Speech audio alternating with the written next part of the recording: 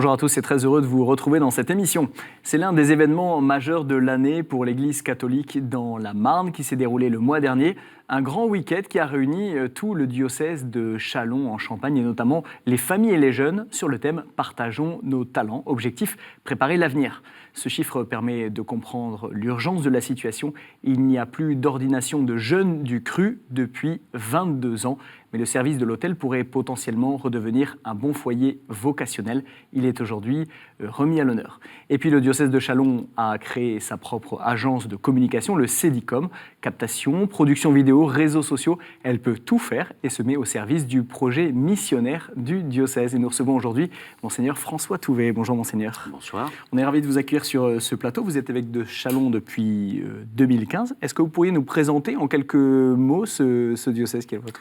Nommé en 2015, ordonné en 2016, et c'est un diocèse qui regroupe à peu près tout le département de la Marne, sauf l'arrondissement de Reims. La population est d'environ 280 000 habitants, 6 500 km². Donc c'est un diocèse qui a été très marqué dans son histoire. C'est une terre de passage qui a été marquée par les guerres en particulier, les invasions déjà dans les premiers siècles, et puis les grandes guerres comme la guerre de 14, dont on a fêté le centenaire récemment. Un diocèse avec une belle vitalité et en même temps qui fait l'expérience d'une certaine pauvreté, d'où les défis passionnants que nous essayons de relever. Alors justement, pour assurer la pérennité de la vie de l'Église sur ce territoire, plusieurs centaines de jeunes et de familles ont répondu à une invitation à partager leurs talents. C'était le 11 mai dernier à Châlons, suivi d'un grand pèlerinage diocésain le lendemain jusqu'au sanctuaire de Notre-Dame de l'Épine. Notre journaliste Alexei Wozniuk a suivi pour nous ce grand week-end de fêtes et de prières. Je vous propose de regarder son reportage. Vous allez le voir, il a déniché quelques talents.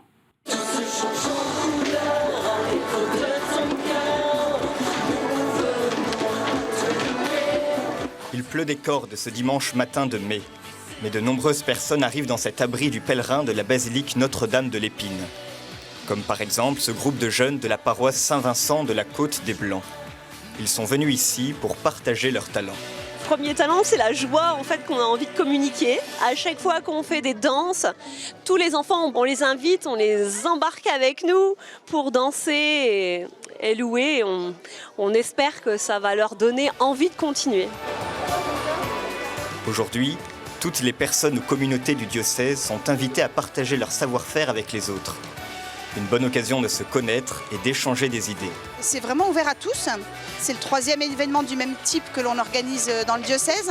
Et ce qui est bien, c'est qu'on a des jeunes qui viennent pour participer en tant que visiteurs, on va dire, pour découvrir le talent des autres, mais également pour nous aider dans l'organisation. Et ça, c'est vraiment précieux. Il y a la fraternité et le service. Pour certains, cette rencontre redonne du baume au cœur, car ils s'inquiètent pour l'avenir de l'Église. C'est vrai que l'Église vieillit, comme tout le monde tous les jours, mais ça se voit un petit peu plus au sein de l'Église. Personnellement, je n'arrive pas à motiver même mes enfants pour venir, et je ne sais pas comment les toucher. Donc voilà, on a besoin d'inspiration. Ainsi, pour toucher tous les goûts, même les plus raffinés, 36 activités sont proposées. Chaque personne, jeune et moins jeune, peut trouver ici son bonheur. Des djembés, des jeux et même de la ferronnerie. Bon, moi, je trouve que ça permet de rejoindre des personnes qui ne sont pas dans l'église. Et puis c'est un côté festif. Voilà, souvent aujourd'hui, on voit l'église un peu comme quelque chose de triste, d'enfermé. Et là, je trouve que des journées comme ça, voilà, ça met une lumière qui aurait pas, voilà, enfin, que les gens ne voient pas forcément. C'est trop beau pour moi, pour tout le monde. Je suis content de venir ici. Je veux donner un grand merci. Derrière l'aspect festif de cette journée se trouve un autre enjeu. Que chaque personne puisse révéler les talents qu'elle pourra mettre, demain, au service de l'Église. Peut-être ici un nouveau sculpteur. Je taille de la pierre en forme de lierre. Ça me plaît. C'est joli. On aime bien danser. C'est une façon différente de prier Dieu. On le prie aussi à la messe, mais là on peut le prier en lui dédiant nos danses. C'est pour Jésus, quoi, c'est beau.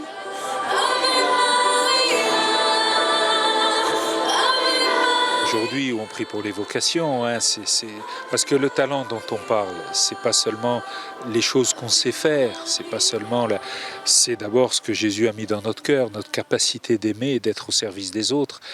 Et ça passe par l'art, ça passe par la fête, ça passe par la joie. Et donc le but c'est ça, c'est de finalement peut-être d'aider à réveiller quelque chose dans le cœur de chacun. En toi nous est donné l'aurore du salut. Le lendemain, c'est le point culminant de ce rassemblement. Le couronnement de la Vierge Marie et la procession, présidée par Monseigneur François Touvet. Ce geste veut signifier que tous, nous reconnaissons, nous choisissons la Vierge Marie comme notre reine, celle que nous voulons accueillir dans nos cœurs pour qu'elle nous conduise vers Jésus.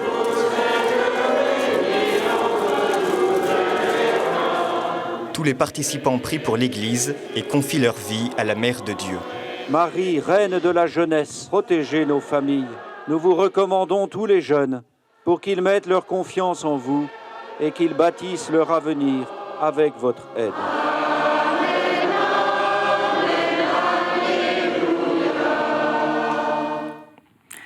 Monseigneur, de quel talent l'Église dans la Marne a-t-elle le plus besoin ?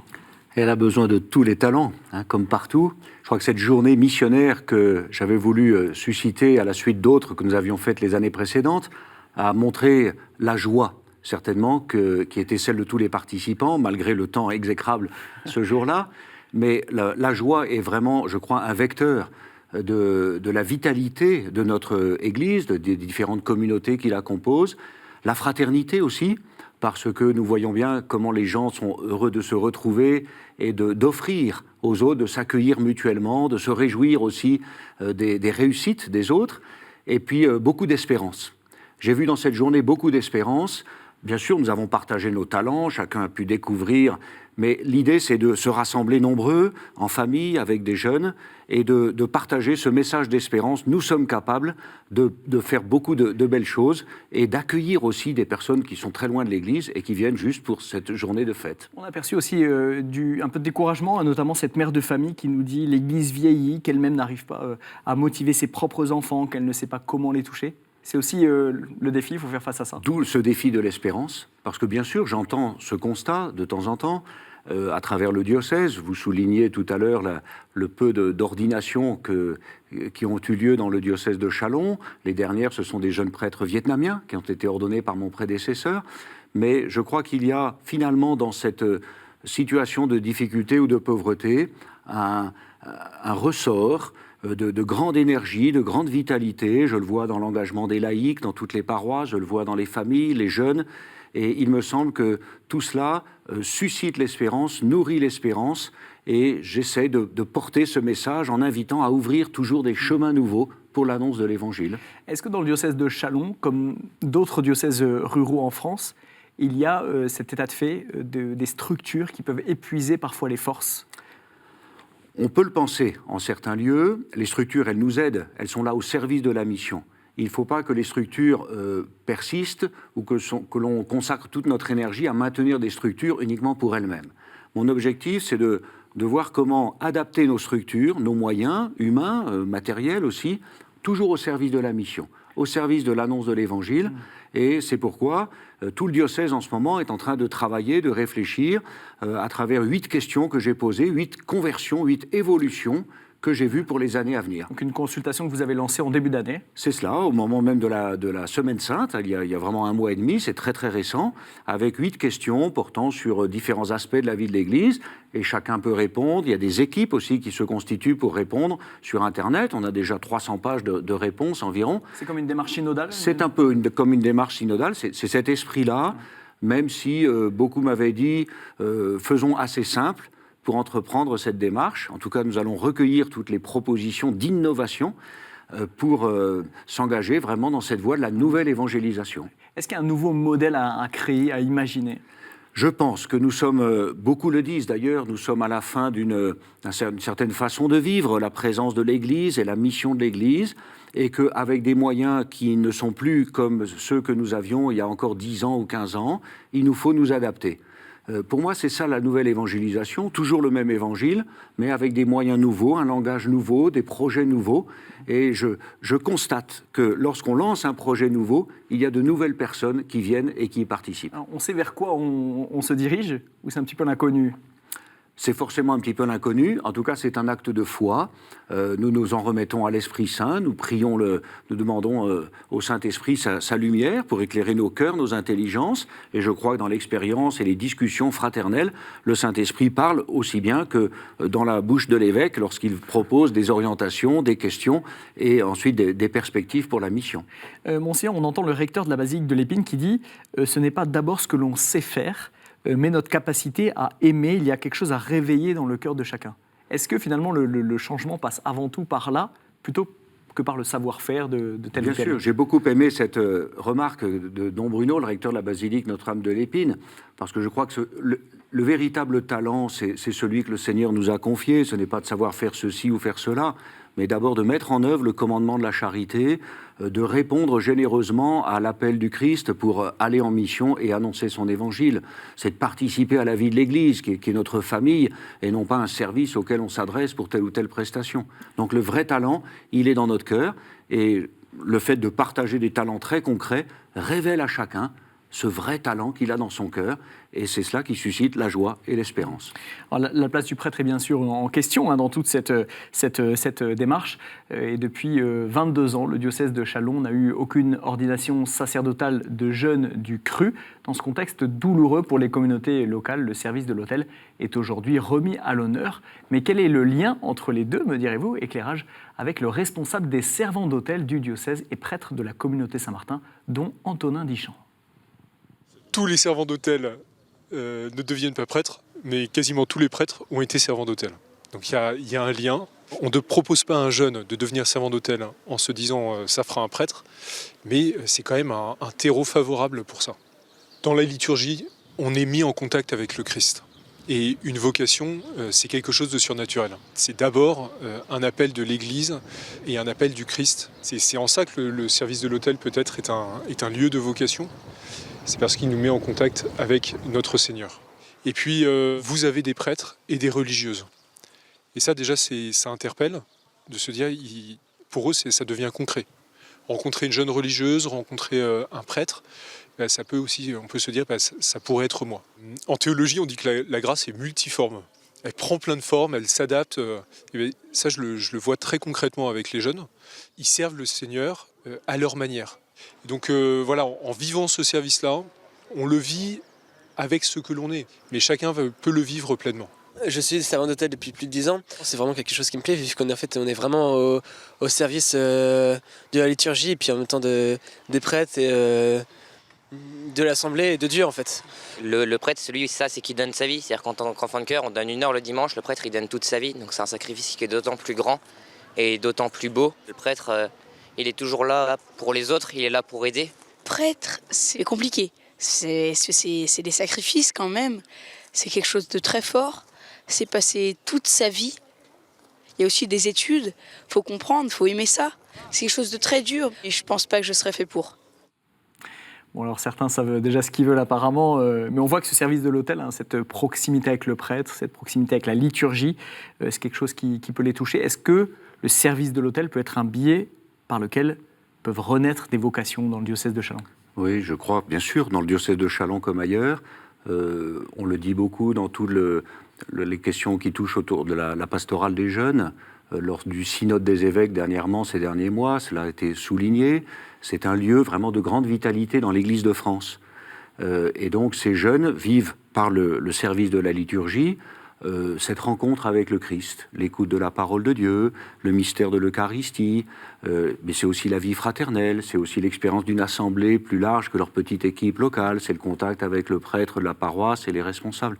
Donc il y a une véritable expérience spirituelle qui leur est offerte, et comme le disait Don Antonin dans votre reportage, je crois qu'il y a effectivement un terreau favorable, sans que ce soit aucunement la carte forcée, bien sûr que non. Alors justement, comment préserver la liberté de ces jeunes aussi ? Il faut absolument la préserver, cette liberté. Mais je crois que nous leur offrons un lieu d'expérience de la prière, de l'intériorité, de l'écoute de l'Évangile et en même temps du service. D'apprendre à donner de soi-même, à donner de son temps pour le service des autres, pour le bien commun, le bien de l'Assemblée, dans l'action liturgique. Il y a une vraie expérience, mais nous devons bien sûr préserver cette liberté et toujours laisser le Seigneur agir. C'est lui qui appelle, c'est lui qui permet aussi qui donne la force de répondre. Il y a une urgence aujourd'hui dans le diocèse de Châlons ? Mais il y a une urgence. De fait, nous manquons de prêtres pour accompagner les communautés paroissiales, mais je me réjouis que beaucoup de laïcs soient investis dans la vie des paroisses, que les diacres permanents soient aussi très présents dans leurs différentes missions. Et bien sûr, je cherche à développer par la prière pour les vocations, en mobilisant tout le diocèse, à ce que nos communautés puissent engendrer elles-mêmes les prêtres dont elles ont besoin, en étant très ouvertes aux jeunes, en les accueillant et en leur permettant cette expérience en leur propre sein. Parce qu'aujourd'hui, il y a 3/4 des prêtres actifs de votre diocèse qui viennent de l'extérieur. C'est cela. Ça aussi, c'est un chiffre qui montre aussi d'une certaine manière la réalité de Oui, bien sûr, une situation. vingtaine de prêtres de moins de 75 ans, dont à peu près les 3/4 viennent de l'extérieur du diocèse. D'autres pays où nous avons aussi la présence de la communauté Saint-Martin. Il vous en reste combien de chez vous à proprement parler ? Eh bien, il y a 6 prêtres vraiment originaires du diocèse qui ont moins de 75 ans, sans oublier bien sûr les anciens qui rendent encore d'immenses services, et je les en remercie souvent. Alors, je crois qu'il y a effectivement, mais urgence sans qu'il y ait non plus le signal d'alarme. Mais c'est avec beaucoup de confiance, beaucoup d'espérance que nous développons cette prière pour les vocations, que nous accompagnons les servants d'autel, les autres jeunes dans les différentes activités d'aumônerie. Je le dis beaucoup au moment de la préparation des confirmations, lorsque je rencontre les adolescents et je les engage à participer à des missions d'évangélisation que nous organisons. Tous ces lieux sont des lieux d'appel.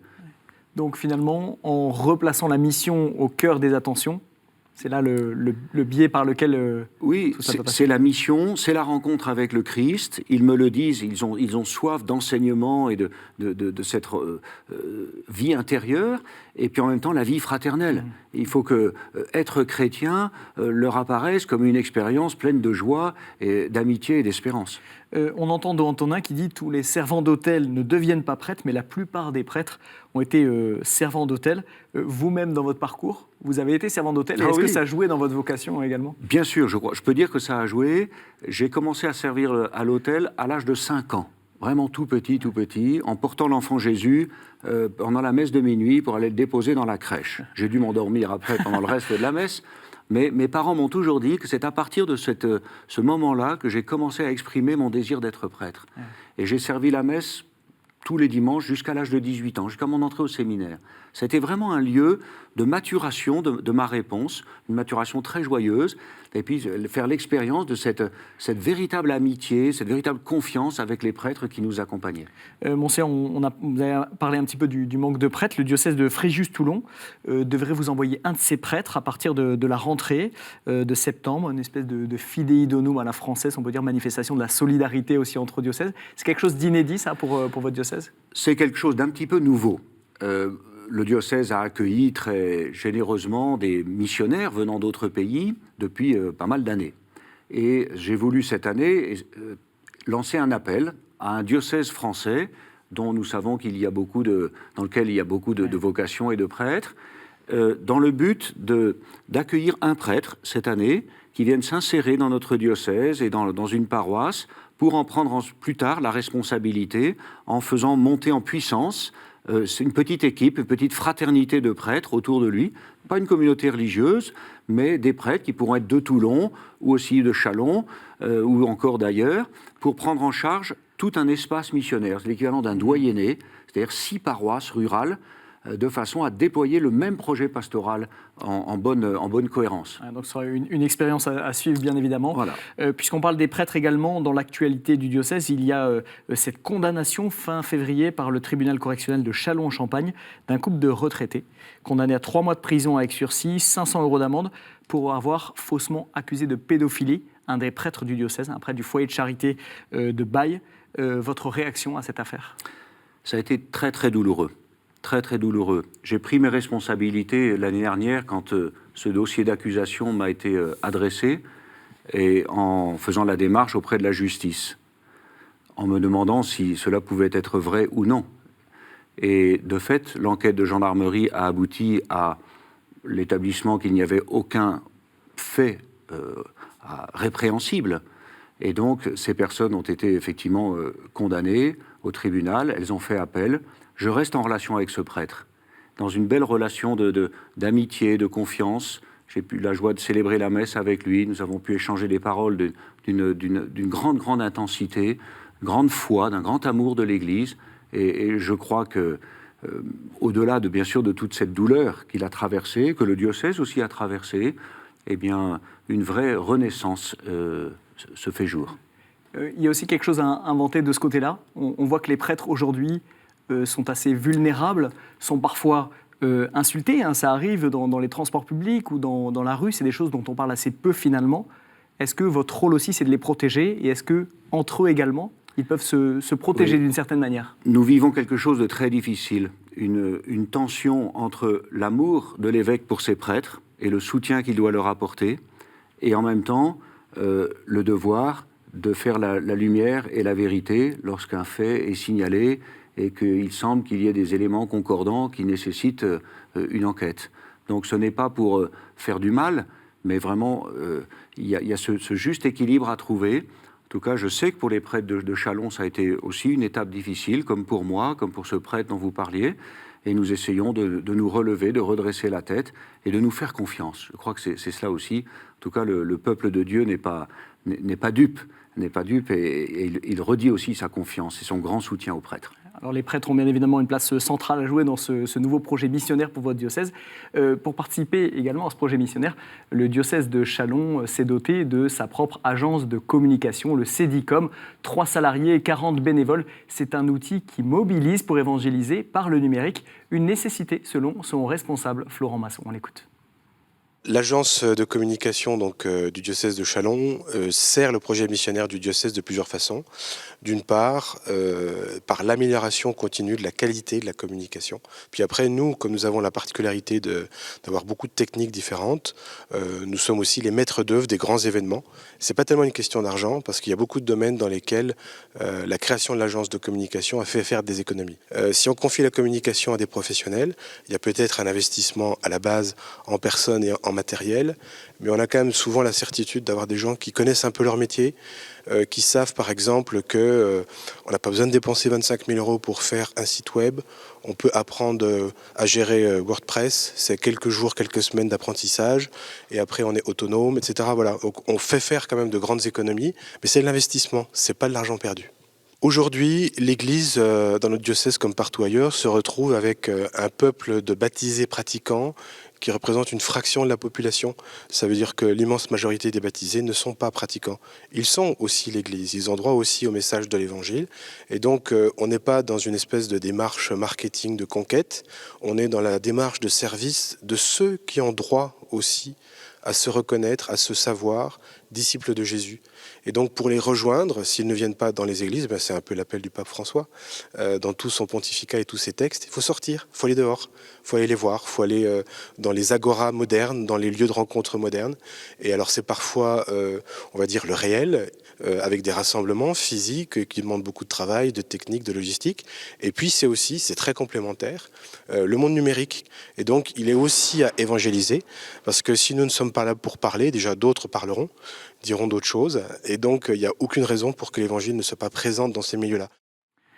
Voilà, un outil d'évangélisation pour le diocèse de Châlons.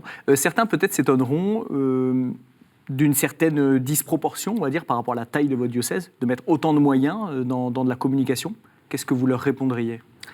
Eh bien que je crois à la pertinence de cet outil de communication dans cette dynamique de la nouvelle évangélisation que nous essayons de mettre en œuvre, de notre conversion pastorale et missionnaire.